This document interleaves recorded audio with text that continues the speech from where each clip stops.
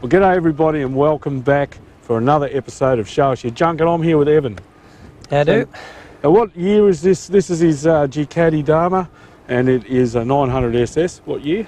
1980 it was built. 1980, and Yep. how long have you owned it? I've had it since late 1981. Right, 1981. You've made a lot of modifications to this bike, Evan. What, where do you want to start? I have, so probably easy to start around the engine. Right.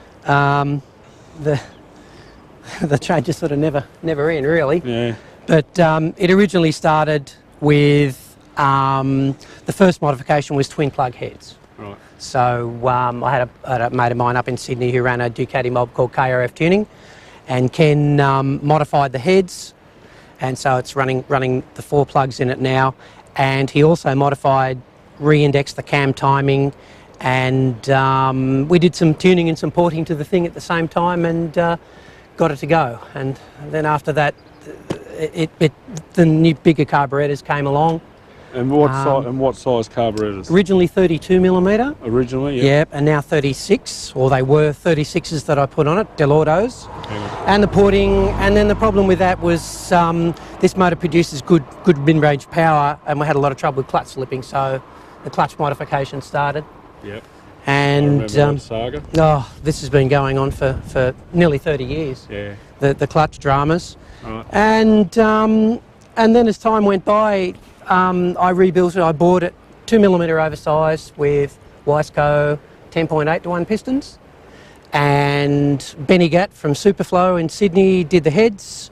We put 2mm bigger valves in it, both inlet and exhaust, and he gas flowed, ported and gas flowed and throated the heads. Right.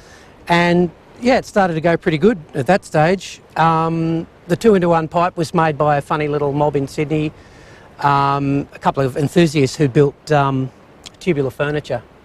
And yeah, and they 3 of them had Ducatis, and they made these 2-into-1 systems. So this was the first production one off the first one hot off the press. So they sell them commercially? They did, yeah. They don't anymore? No, this is way back in the 80s. It was a long time ago now. Yeah. So you can see she's fairly rusty and what have you, fair bit of patina on the old pipe now. So what size carburetors were on the bike, Evan? What have you... When they were new, they were 32. Right.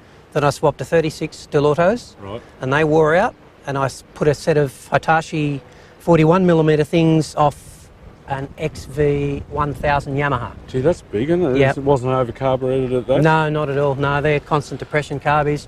And it ran beautifully with that. It ran like an XV 1000. Right. And I only took those off in the very recent past, when now I've converted the whole thing over to programmable fuel injection. And what was the process for that little exercise? It would have been a fairly simple buy it on eBay, bolt it on there, wouldn't it not? Yeah, if only. Yeah. No, the whole thing's one off. It's all done in-house as such. Yeah. The ECU is a microsquirt made by Megasquirt in the US. Yes. Yep. But everything else I've done as a one-off. The throttle bodies are now 45mm throttle bodies off an R1100 GS. Okay. BMW. Yep. And they solved a problem, strangely enough, when we were talking about carburetor sizes. The 40mm throttle bodies I had on originally was showing nearly an 8 kPa pressure drop across them, for anything from above 5,000 revs up. Okay. Amazing pressure drop. You wouldn't think. There's a 40mm hole and the port's only 33mm in there, and yeah, a lot of pressure drop. Wow. And I'd modified those other throttle bodies. I put them in the lathe and I bored them, and I bored them up nearly 2mm, and that changed the pressure drop to about 3 kPa. Wow. Yeah. So these are just hot off a press off an old BMW, and these work fabulous. Bolt straight up, no? Straight on, yeah, more or less. Yeah. I had to make a new front manifold for it to make it fit, but a little bit of mucking around. Yeah. But they're unmolested. They're just a standard BMW. Just standard BMW, and that's how they'll stay. And the fuel injectors are? They are the standard Bosch fuel injectors that were off directly with those throttle bodies. Yeah, just a Bosch item, just an automotive injector. And you've got the micro squirt. Yes. Yep. Controlling it all. Yep. And what other mods have you've done some work on the front end too? Yes, have you not? That's a K1200 Front forks. So I'm starting to see a theme here. We've gone, you know, we've got this Italian masterpiece, Yeah. and you keep putting all this German engineering all over it. What's the story People there? are actually starting to say that. People yes. are talking. Yeah. Yep. Well, so anyway, you got to well, having said that, they're Marzocchi forks. yeah. So That's right. So they're Italian. So I've got Street Creek. Yeah. And they are the original Brembo 4-spot calipers that were off the BMW, but they have 310mm discs, and these are 320 PVM discs off an R1 Yamaha. Okay. And these are off a endurance racer. So I had to get pretty busy with those to make them fit. And it's got as many brakes as you need. Yes, I can well imagine it would have. Yep, for sure. And I guess, what else can you tell us about it, Evan, in terms of the changes, the modifications that was made? I repositioned the rear caliper. It's on this side, but the rear caliper would normally sit vertically on the bike, and I made a whole new bracket for it and positioned it hard underneath the swinging arm there to hide it. The original O'Brien muffler finally blew all its guts out because it's all aluminium, and they don't have any packing and so forth in. They're just a baffling arrangement, and it just basically blew it all out. So this is the thing that came off a mate's bike, and he gave it to me, and I shortened it and Frankensteined it onto the rest of it. It just made it fit, but it works and it sounds okay. Good old-fashioned Coney Special D shocks. Those forks 41.3mm, and the standards were 38, so it's very rigid on the front. Yeah. And Did you have to shorten them at all? Or? No. No, they're just straight in. Yeah, straight in. I just had to make spaces at the bottom of the sliders to fit the axle. Yeah. And yeah, I was very lucky. The triple trees and what have you, they all fitted straight in. I just had to swap the bearings over, make a few little spaces and things to make things fit. Make it fit, yeah. And the controls are just radial mount. Yeah, I see you got radial mount Brembos on there. Yep, and I've converted to a hydraulic clutch as well. So it's got a Ducati Monster slate cylinder down there. Yep. Hidden away in there. And that works exceptionally well. Very pleased with that. What's the starter motor out of? That's off a Nissan, off an SR20 Nissan, a 2-litre Nissan, a Pulsar. And that took a lot of work to get on that, but that works very well. That spins the motor over quite quickly, and I'm really pleased with that. So is this the end of the evolution, do you think? Yeah. I've been sort of, you know. So this is the apex creation. And there's been a series of events along the way, but you're pleased now with what you've got. Any improvements now are just little incremental improvements, and they're not worthwhile doing it. What was the biggest step change? The biggest change? The biggest step change. When you made the modification, you thought that is the best? Oh, the front end. The front end. Yeah, the front end has changed the characteristics of the bike out of this world compared to these old things. So what was the before and after? Originally, these bikes have got about a 31 point something rate on the front and 162mm of trail.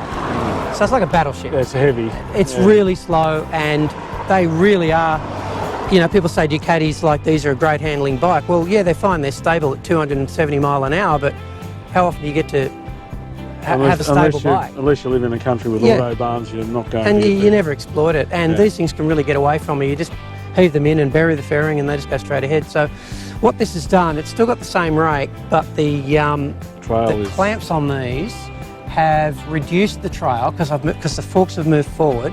So that's reduced the trail from 162 to 129. Yeah, that's getting closer to the Japanese. More into the era. Yeah. What it has done as well is it has lengthened the wheelbase of the bike by about 24mm, but I don't think that really makes a great deal of difference to it. But the change in trail is just it's a whole different bike, whole new bike. I basically have to relearn to ride it because I've had the thing for 35 years plus, and now it's so different. I'm still relearning to ride it. So Evan, what have we got going on here with this tablet? Is this mobile LCD dashboard? Is it? It's just a 7-inch tablet, and it interfaces and talks to the ECU via Bluetooth. I apologise to everyone that you probably can't see the screen, what's going on here. But anyway, we'll do our best. So at the moment, it's in just a dash mode, and it's just got the parameters there that I wish to look at when I'm playing around with it. They're just major engine parameters: engine speed, throttle position, engine map, idle, pulse width, etc., etc., etc. They're just what I use.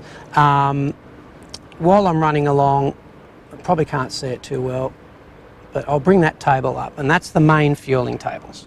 So this is the main fueling table, and this is set up in VE, or volumetric efficiency. It's not in time, so it's expressed as a percentage, and this is the important one. There's this one and the ignition map as well, but I don't play with the ignition map much.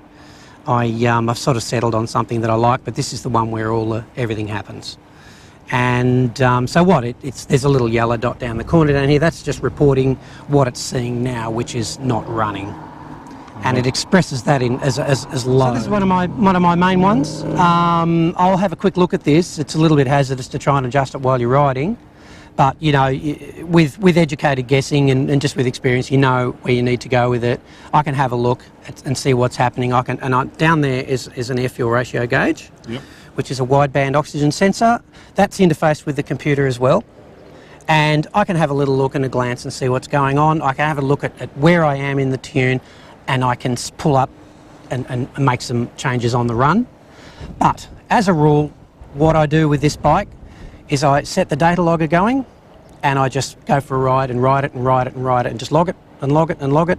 And then I go home and I have a look at what the ECU reports as the mixtures it's getting against what I've commanded the mixtures to have.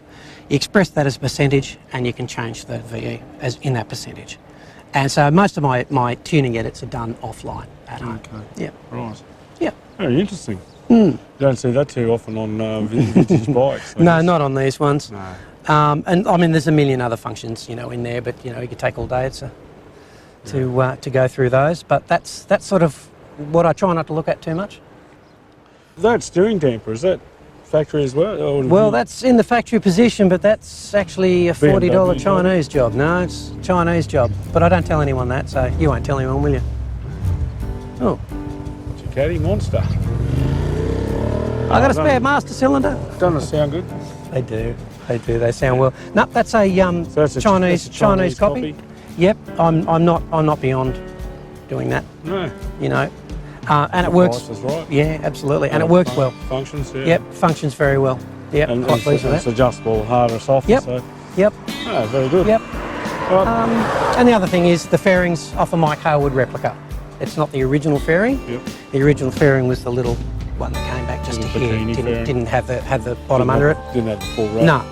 No. And I quite like it that way because I don't have to clean it. Where'd you pick that up?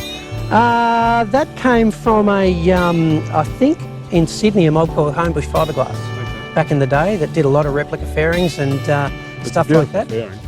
Yeah, yeah. It's very heavy, unfortunately, but it doesn't matter. It's, you know, the poor old bike's fell on it a few times, and oh well. yeah, unfortunately, that's what happens. Yeah. And it's lasted pretty well.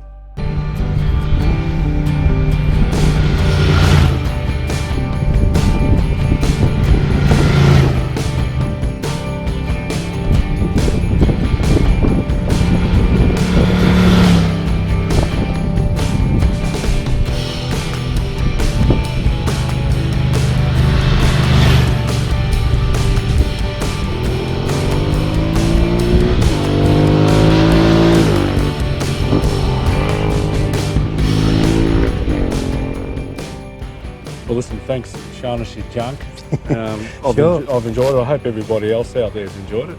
And if you did, don't forget to like, subscribe and comment. I'll catch you next time on Andy's Motorcycle Obsessions. Bye for now. Cheers.